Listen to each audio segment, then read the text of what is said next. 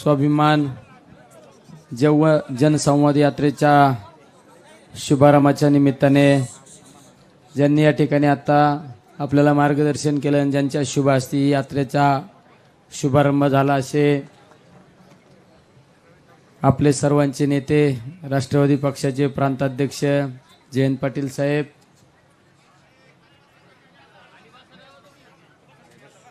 या कार्यक्रमासाठी ज्यांनी उपस्थिती दर्शवली असे पाथर्डी नगर आणि राऊरी तालुक्याचे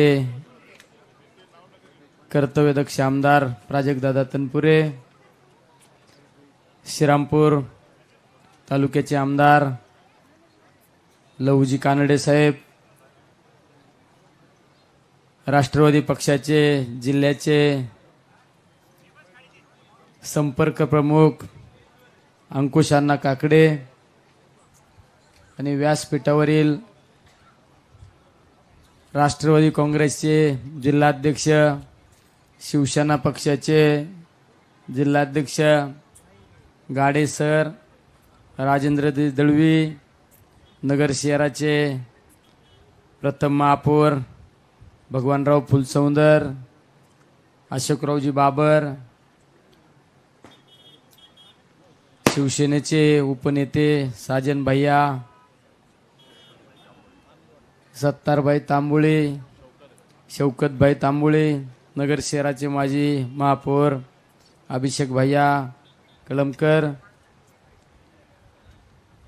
काँग्रेसचे नेते वापारे साहेब, लोटके सर, शिर्के साहेब, सर्वच आता सगळ्याच मान्यवर, आता मी सगळ्यांचे नाव घेऊ शकतो पण आता सगळेच व्यासपीठावर आमच्या महिला जिल्हाध्यक्षा राजळेताई, महाविकास आघाडीचे सर्व नेते मंडळी, राष्ट्रवादी काँग्रेस शिवसेना, आमचे आपचे सुद्धा नेते मंडळी या ठिकाणी उपस्थित आहे. गाडे सरांनी मगाशीच सांगितलं का निलेश लंके हे शिवसेनेचेच होते, त्यामुळे माझ्या उमेदवारीचा सगळ्यात जास्त आनंद शिवसैनिकांना जास्त झालेला आहे. आता ज्यावेळेस महाविकास आघाडीची बैठक झाली सगळ्यात इतका उत्साह महाविकास आघाडीच्या बैठकीमध्ये होता. आमचे काँग्रेसचे जिल्हाध्यक्ष कुठे गेले काय, सर्वच म्हणजे महाविकास आघाडीच्या सर्व नेते मंडळींना त्या दिवशी आपण जी महाविकास आघाडीची बैठक घेतली त्या बैठकीचा एक आनंद वाटत होता. आणि आपण निवडणुकीला सामोरं जायच्या आधी आपण आपल्या मतदारसंघातील प्रश्न जाणून घेतले पाहिजे, आपल्या मतदारसंघातल्या अडचणी जाणून घेतल्या पाहिजे आणि त्या अडचणी जाणून घेण्यासाठी, त्या समस्या जाणून घेण्यासाठी आपण आपल्या आराध्य दैवत आपलं माता मोठा देवीला नतमस्तक होऊन आपल्या ह्या यात्रेचा आज शुभारंभ केलेला आहे. ही यात्रा 16 दिवस चालणार आहे आणि या 16 दिवसामध्ये आपण जास्तीत जास्त गावामध्ये जाऊन त्या गावातल्या त्या परिसरातल्या अडचणी जाणून घेण्याचा प्रयत्न करणार आहे. त्या ठिकाणच्या समस्या काय, त्या ठिकाणी रस्त्याचा प्रश्न काय, त्या ठिकाणी वेगवेगळ्या अडचणी काय, पिण्याच्या पाण्याचे प्रश्न काय, बेरोजगारीच्या काय प्रश्न, हे सगळे प्रश्न जाणून घेण्यासाठी आपण ही जनसंवाद यात्रा, स्वाभिमान जनसंवाद यात्रेचा शुभारंभ मोठा देवीच्या या परिसरामधून केलेले आहे. आणि देवी मातेला जर दर्शन घेऊन आपण आपली ही स्वारी सुरू केल्यानंतर ही स्वारी डायरेक्ट आता दिल्लीतच जाऊन थांबत असते. हे काय आता हे थांबत नसतं, हे जगन्नाथ का रथ आहे. या जगन्नाथाच्या रथाला कुणी आता खांदा देईन, पुढे गेल्यावर कुणी खांदा देईन, पण ह्या काय रथ काय थांबत नसतो, ही थांबणारी गोष्ट नाही. आणि मी सुद्धा बऱ्याच निवडणुका पाहिल्या पण या निवडणुकीमध्ये मला एक वेगळं चित्र जाणवलं, कारण ही जनतेने निवडणूक हातात घेतल्याने वाटते मला. म्हणजे मला काल परवा आम्ही शेवगाव भागामध्ये होतो, काही तरुण सहकारी मला भेटले संतोषराव, आणि त्यांनी सांगितलं आता तुम्ही जरी म्हणले ना मतं नका देऊ तरी आम्ही तुम्हालाच मतं देणार आहे. म्हणजे अशी परिस्थिती निर्माण झालेली. पण आपण निवडणुकीला सामोरं गेल्यानंतर, आपण निवडून आल्यानंतर आपण आपल्या मतदारसंघातल्या सर्व आपल्याला प्रश्नांची जाणीव पाहिजे, आपल्या भागातील वेगवेगळ्या भागातील अडचणी माहिती पाहिजे. नाही तर पाहिलं असून तुम्ही बऱ्याच वेळा उमेदवार निवडून आल्यानंतर डायरेक्ट 5 वर्षांनीच फिरका त्या दाळगुळ वाटायला. म्हणजे साखर वाटप केली, कुणी काय डाळ वाटप केली, म्हणजे डायरेक्ट 5 वर्षांनी. पण ती सुद्धा साखर वाटपाला सुद्धा माझं श्रेय हे ध्यानात धरा. मी नसतो ना ती साखर नसती, हे भेटलेच नसे महाशय तुम्हाला. जर आपल्याला त्या मतदारसंघातील प्रश्न माहीत असले, मग आपल्याकडे एक डाटा तयार असतो. आपण प्रश्नपत्रिका तयार असल्यानंतर, उत्तर पत्रिका तयार असल्यानंतर आपल्याला माहिती असते पाथर्डी भागात गेल्यानंतर कुठल्या गावात कुठली अडचण आहे, कर्जत जामखेडला गेल्यानंतर कुठली अडचण आहे, श्रीगोंदा भागात गेल्यानंतर कुठली अडचण आहे. या अडचणी जर आपल्याकडे सगळा एक संग्रह असला तर पुढल्या 5 वर्षामध्ये आपण निवडून आल्यानंतर आपण काय केलं पाहिजे, लोकांच्या अडचणी काय आहे, ह्या डोळ्यात खालून घातल्या पाहिजे आणि त्या अडचणीची नोट पाहिजे.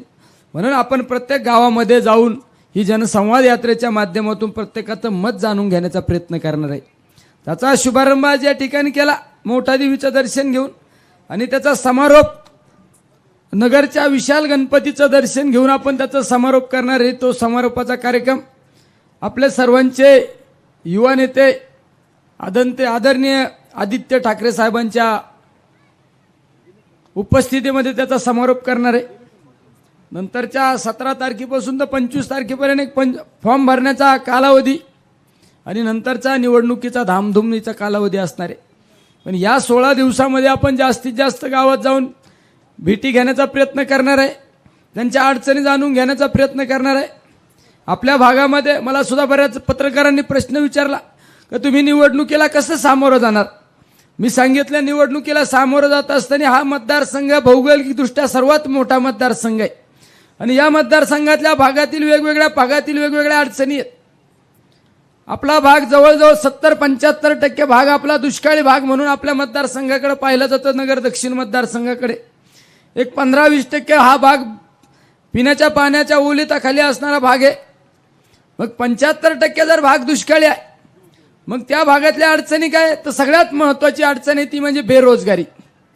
जर आपण बेरोजगारीवर मात करू शकलो, तर माझ्या बेरोजगार तरुणांना जर आपण रोजगार देऊ शकलो, तर ते कुटुंबाला त्या ठिकाणी एक आधार देण्याचं काम आपण भविष्य काळात करणार आहे. माझा तर एक निर्धार आहे, मी बोलतो ते करतो आणि जे करतो तेच बोलतो. आता बऱ्याच वेळा लोक दुसऱ्याच्या झेंड्यावर पंढरपूर करतात, माहिती आहे ना तुम्हाला. कामं आपण मंजूर करायचे, नारळ त्यांनी फोडायचे. सगळ्यात जास्त अनुभव कुठे गेले की आमदार साहेब, हे दोघांना पण अनुभव विचारा.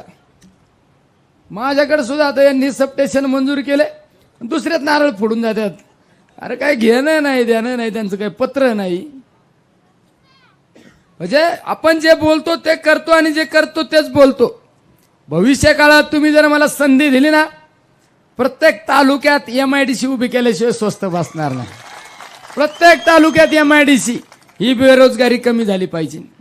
या माझ्या बेरोजगार तरुणांना हाताला काम मिळालं पाहिजे. मागच्या कालखंडामध्ये पाहिलं असेल, एका बाजूने विकासाच्या गप्पा मारायच्या आणि महाराष्ट्रातले मोठमोठे उद्योगधंदे गुजरातला घेऊन जाण्याचं काम या राज्यामध्ये केलेलं आहे.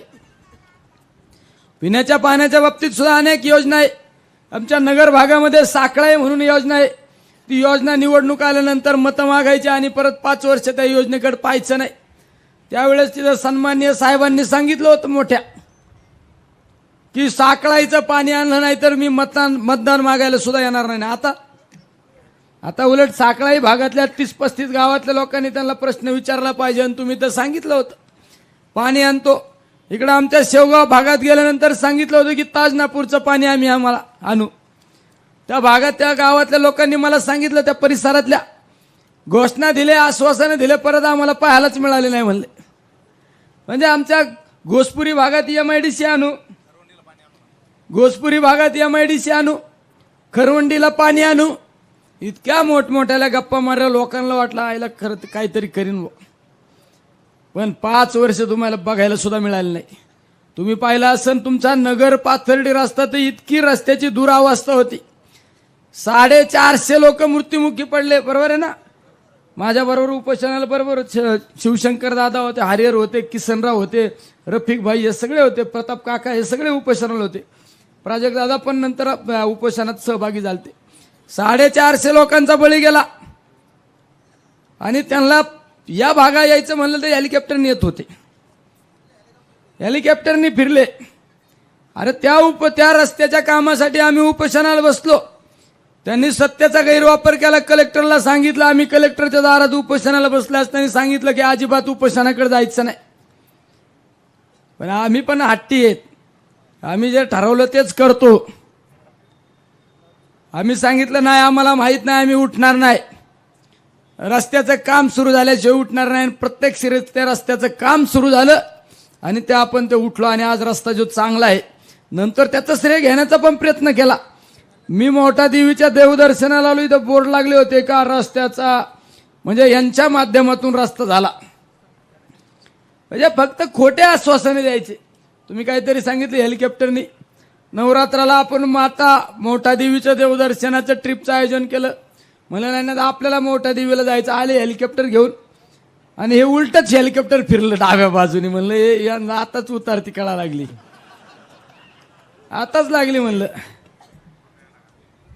देवीला पण कवा शिवसेना बरोबर आहे ना. मुळे हे देवीला सुद्धा मान्य नाही. अरे या ना तुम्ही नतमस्तक व्हा, देवीच्या दारात नतमस्तक व्हा. 4 पावलं पायी चाला, बिगर चप्पलचे पायी चाला. तुम्हाला देवी पावल्याशिवाय राहणार नाही. पण तुम्ही जर देवीच्या दारात जर तुमची जर जागिरी दारी दाखवित असेल तर देवीला माहित आहे ना. आपण तर सच्चा भक्त आहे. आपण दर्शन घेतलं ना आता दिल्ली डायरेक्ट. आणि तुम्हाला सगळ्यांना घेऊन जातो, काय काळजी करू नका. मी एकमेव असा आमदार आहे, मला काय हे दोघं येड्यात काढतात. ते म्हणते किती लोक आणतो अधिवेशनाच्या काळात? 200-400 लोक दरवर्षी घेऊन जातो मी. डायरेक्ट लॉबीत बसतो आणि लॉबीत बसलो खालून फोटो काढतो. त्याचा फोटो व्हायरल झाला का तो पण खुश. तसं तुम्हाला डायरेक्ट संसद दाखवली का कोणी? हा कोणी दाखवली? धाकणे साहेबांनी दिल्ली दाखवली तुम्हाला. आता डायरेक्ट मी तर सगळा लोंढाच घेऊन जातो दिल्लीला. म्हणजे सगळ्या लोकांना आपण काय करतो याची जाणीव झाली पाहिजे. सुद्धा माझ्या मतदारसंघामध्ये आमदार झाल्यानंतर जास्तीत जास्त कामं करण्याचा प्रयत्न केला. मतदारसंघातल्या अडचणी जाणून घेऊन मदत करण्याचं काम केलं. व्यक्तिगत स्वरूपात सुद्धा तुम्ही पाहिलं असेल. कोविडच्या कालखंडामध्ये काही लोकांनी जाहिरातबाजी केली. काही जणांनी सांगितलं की आम्ही रेमडेसिवीर आणतो. अरे कोणाला रेमडेसिवीर दिले? 4 लोकांना फक्त. तुमच्या बगल बच्चांना रेमडेसिवीर दिले, बाकी लोकांना तर विकत रेमडेसिवीर वाटले. पण निलेश लंकेने रेमडेसिवीर आपल्या कोविडच्या कालखंडामध्ये त्या कोविडच्या रुग्णामध्ये झोपलो आम्ही. 24 तास त्या लोकात राहिलो आणि 33,000 लोकांना उपचार देऊ शकलो. 33,000 लोकांना जीवदान दिलं. आणि त्या कोविड सेंटरची सुद्धा चौकशी लावण्याचं काम या सन्माननीय महाशयांनी केलं. म्हणजे मी तर सांगितलो, तुम्ही तुमच्या राजकीय कारकिर्दीमध्ये तुम्ही चांगले कामं किती केले सांगा. तुम्ही जे केले ते फक्त याला त्रास द्या. या कार्यकर्त्याचं क्रेशर सेल झालं पाहिजे, या कार्यकर्त्याच्या गाड्या पकडा, या कार्यकर्त्याचा व्यवसाय कसा बंद होईल हे पहा. तुमच्यात पाथर्डी शेवगाव या भागामधील एका सरपंचाने फक्त त्या शेतकऱ्याची बाजू मांडण्याचा प्रयत्न केला. अरे सांगितलं की तुम्ही ती डाळ गुळ वाटण्यापेक्षा शेतीच्या मालाला बाजारभाव वाढवण्यासाठी प्रयत्न करा. दुसऱ्या दिवशी त्या गावाच्या सरपंचाच्या त्या दारात शाळेचं काम चालू होतं आणि त्या शाळेच्या वाळू पडली होती म्हणून 16 लाख रुपयाचा दंड केला. 16 लाख रुपये. त्या प्रांताला फोन केला मी, मते नावाच्या प्रांताला. म्हणलं प्रांत साहेब एक असं काय केलं तुम्ही? शाळेचं काम चालू आहे, सरपंचाचा काय दोष आहे? त्यांना तुम्ही समजून घ्या ना साहेब, लय दबाव. आमच्या श्रीगोंदा तालुक्यातल्या एका शेतकऱ्यांनी प्रश्न विचारला. ज्यावेळेस हे साखर डाळ गुळ वाटायला गेले त्यावेळेस त्या शेतकऱ्यांनी प्रश्न विचारला, साहेब हे वाटण्यापेक्षा 35 रुपयाची डाळ वाटण्यापेक्षा आमच्या कांद्याच्या पिकाला बाजारभाव वाढला पाहिजे, दुधासाठी काहीतरी करा. शितोळे नावाच्या शेतकऱ्याला दुसऱ्या दिवशी वनीकरण विभागाचे अधिकारी पाठवले आणि सांगितलं तुझं शेततळ अतिक्रमणात आहे, उद्याच्या उद्या अतिक्रमण काढलं पाहिजे, शेततळ काढून टाकलं पाहिजे. त्यावेळेस त्या शेतकऱ्याच्या मुलांनी विचारलं का आम्हाला नोटीस द्या ना साहेब. त्या अधिकाऱ्यांनी सांगितलं नोटीस बिटीस नाही. त्याला वाटलं आता आपल्याला कोणाचा आधार. अधिवेशन चालू होतं आमचं 6 दिवसाचं अधिवेशन. मला फोन आले, बरेच मिस कॉल पडले होते. मला रे कोणाचे जास्त फोन पडले त्याला पहिलं प्राधान्य माझ्याकडे फोन उचलला. मला रे 8 मिस कॉल कोणाचे पडले, काय अडचणी ते कार्यकर्ता बघा रे. त्याला फोन केला तेव्हा म्हणला मी श्रीगोंद्याहून बोलतोय. माझ्या वडिलांनी प्रश्न विचारला म्हणून आमच्याकडे वर्गीकरणाच्या विभागा अधिकाऱ्यांनी दमबाजी केली आणि सांगितलं उद्या शेततळ काढून टाका. म्हणलं नोटीस, त्यांना नोटीस बिटीस काय नाही. त्या शेतकऱ्याला म्हणलं उद्या आहे माझ्याकडं. त्या अधिकाऱ्याला फोन केला, म्हणलं का तुम्ही शेततळ काढायला सांगू राहिले त्याला. ते नाही ना, ते अतिक्रमणात ते. म्हणलं मग नोटीस बिटीस काय पद्धत आहे का नाही. तर नाही ते करावं लागेल. मी अधिकाऱ्याला सांगितलं जर शेततळ काढशील ना तर माझ्याशी गाठी, मी उद्या इथे येईल. आणि तुला लय अतिक्रमण काढायचं वेळच घाटाल तर 4-5 एकर काढ ना म्हणलं अतिक्रमण.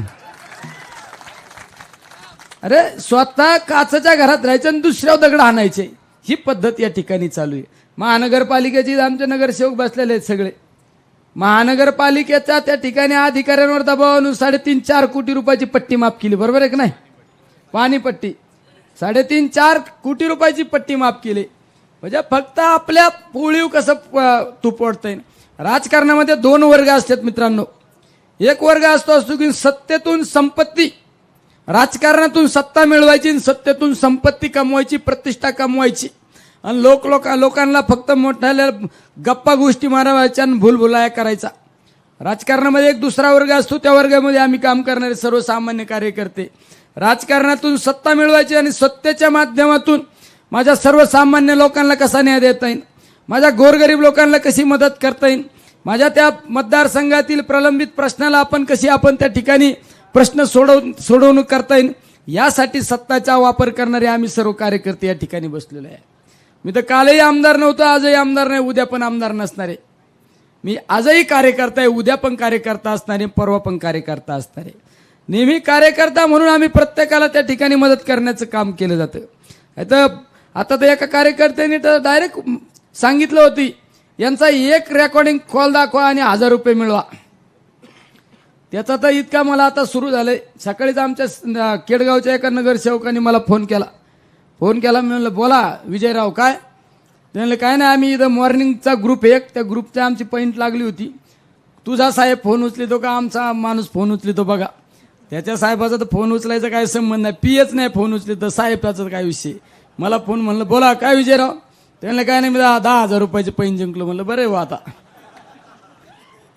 म्हणजे एवढ्या लोकांना जर तुम्ही निवडून आल्यानंतर 5 वर्षामध्ये लोकांना त्या ठिकाणी भेटत नाही.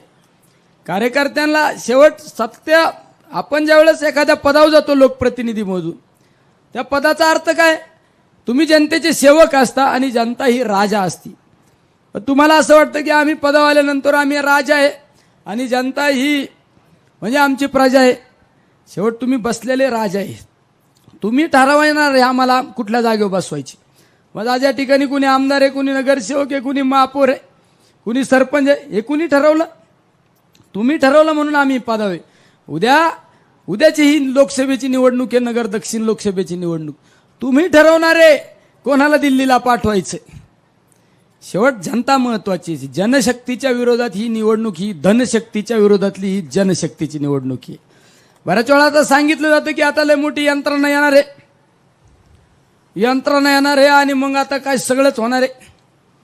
मला बऱ्याच जणांचे फोन आले आता जरा निवडणूक जरा वातावरण सुरू होत तर काय म्हणू नको, जरा तिकडून येऊन द्या रसद.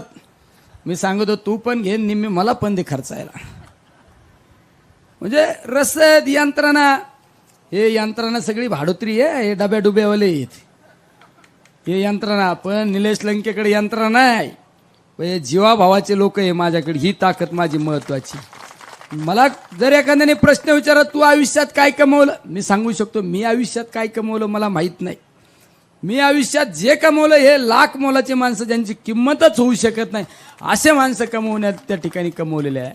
एवढं उद्याच्या भविष्यात निवडणुकीला सामोरं जात असताना या भागातील प्रलंबित प्रश्न सोडवण्यासाठी आपण त्या ठिकाणी आपल्या राजकीय कारकिर्दीचा उपयोग करणार आहे. हे पद मिरवण्यासाठी नाही, हे पद सर्वसामान्य लोकांना न्याय देण्यासाठी त्या ठिकाणी पदाचा वापर केला जाणार आहे. म्हणजे आज राज्याची परिस्थिती पाहिली, देशाची परिस्थिती पाहिली तर कधी कधी प्रश्न पडतो की अरे ही लोकशाही जिवंत राहीन का नाही, ही लोकशाही जिवंत राहीन का नाही असं वाटतंय. आज ही 2024ची निवडणूक ही तुमच्या आमच्यासाठी, देशाच्या भविष्यासाठी ही सगळ्यात महत्त्वाची निवडणूक आहे. ही देशाचं भविष्य घडवणारी निवडणूक आहे, ही लोकशाही जिवंत ठेवण्याची निवडणूक आहे. त्यामुळे सर्वांनी विचारपूर्वक, प्रत्येकांची एक भावना पाहिजे. निलेश लंके उमेदवार नाही, आम्ही सर्वजण उमेदवार हीच ज्यावेळेस प्रत्येकामध्ये भावना निर्माण होईल त्यावेळेस ही निवडणूक म्हणजे आपण इतक्यात सहजपणे ही निवडणूक जिंकू शकतो. निवडणुकीचा निकाल तर ठरलेला आहे, तुम्हाला मित्रांनो सांगतो. कुणी काही करू द्या, कम से कम 2 लाख लावू द्या. यंत्रणा लावून द्या. काय हिंडायचं, कोणाला हिंडून द्या. हे प्यादे बदलू शकतात, प्यादे बुद्धिबळाच्या खेळातले प्यादे बदलू शकतात, पण हे सैनिक बदलू शकत नाही. हे मला खात्री आणि विश्वास आहे. तुम्ही राजकारण कुणाला एखादा दबाव आणू शकता. तू चौकशी लावीन, तुला हे करीन ते करीन. माझ्या शेतकऱ्याची काय चौकशी लावणार आहे? माझ्या सर्वसामान्य लोकांची काय चौकशी लावणार आहे? शासकीय यंत्रणेचा दबाव टाकून तर इतक्या चुकीच्या पद्धतीने काम चालू आहे, इतका गैरवापर चालू आहे. अरे काल परवा आमच्या भिंगार परिसरातील आमच्या एका युवक कार्यकर्त्यांनी राष्ट्रवादीमध्ये प्रवेश केला म्हणून दुसऱ्या दिवशी तडीपारीची नोटीस काढली. पोलीस कर्मचाऱ्यांनी शिवपुत्र संभाजी महाराजांच्या महानाट्याच्या पास वाटप चालू असताना फक्त शाळेमध्ये छत्रपती संभाजी महाराजांचा इतिहास सांगण्याचा प्रयत्न केला म्हणून त्या पोलीस कर्मचाऱ्याला निलंबित केलं. एक शिक्षक फक्त आमच्या विचाराचा शिक्षक असल्यामुळे त्या बाळासाहेब खिलारी नावाच्या शिक्षकाला निलंबित केलं. अकोल्याचे 2 शिक्षक एका चौकात फक्त या लोकसभेच्या निवडणुकीचं विश्लेषण करीत होते म्हणून त्या शिक्षकांना निलंबित केलं. इतका शासकीय यंत्रणेचा गैरवापर करण्याचं काम त्या ठिकाणी चालू आहे. शासकीय यंत्रणेच्या माध्यमातून प्रत्येकाला दबाव आणण्याचा प्रयत्न केला जात आहे. काही कर्मचाऱ्यांना आता निरोप येऊ राहिलेले, बघा तुम्ही जर कुठे दिसले तर तुम्हाला निलंबित करू. काही आता सरपंचाला सांगितलंय, तू फक्त गप्प बस, तुझं काय असेल ते गप्प बसायचं, तुझं पॅकेज पोच होईल. अरे पॅकेज दबाव हे किती दिवस चालणार आहे? रावणाचा सुद्धा शेवट झालेला आहे. रावणाचा सुद्धा शेवट झाला. तुम्ही कोण हो? तुम्ही तर मी तर म्हणतो राजकारणातलं एक निर्माण झाला ना, अहंकाराचा शेवट काय होतो? अहंकाराचा शेवट होत असतो. हे सगळ्यात महत्त्वाचे. या देवी मातेने सुद्धा राक्षसाचा संहार केलेला आहे. देवी मातेच्या रूपाने सुद्धा राक्षसाचा ज्या वेळेस या समाजामध्ये विकृती निर्माण होते त्याचा संहार करणारे कोणीतरी तयार होतं ना. त्याच पद्धतीने आपल्या या मतदारसंघामध्ये राजकारणाचा सत्तेचा गैरवापर करण्याचं काम या ठिकाणी नेहमी त्या ठिकाणी केलं जात आहे. आपल्याला सुद्धा निवडणुकीच्या माध्यमातून आजच आपण जनसंवाद यात्रेला सुरुवात करत आहे. मी 2019ला विधानसभेच्या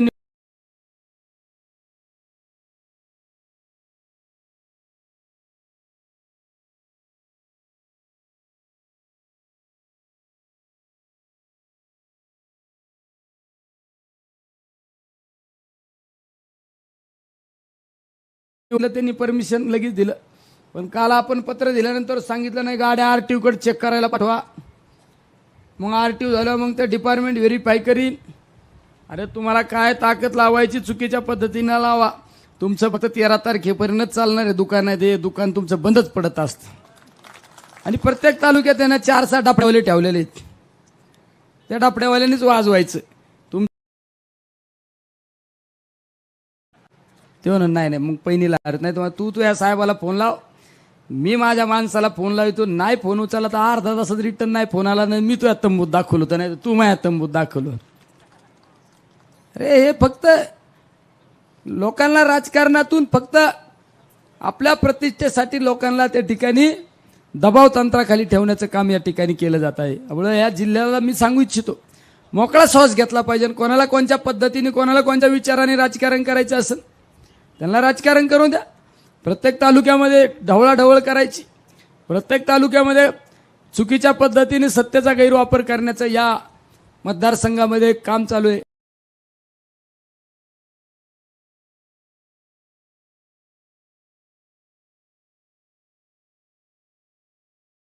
नातेवाईकांना भेटलं पाहिजे, आपल्या संबंधित लोकांना भेटलं पाहिजे. आपल्या परिचयाचे लोक असू संबंधित लोकांना भेटून आपल्या प्रवाहात कसं दाखल करता येईल यासाठी आपण प्रयत्न केला पाहिजे. हे सगळ्यात महत्त्वाचं असतं. गाडे सरांनी मग सांगितलं निलेश लंकेंचा फोन येऊ नाही येऊ आपण कामाला लागलं पाहिजे.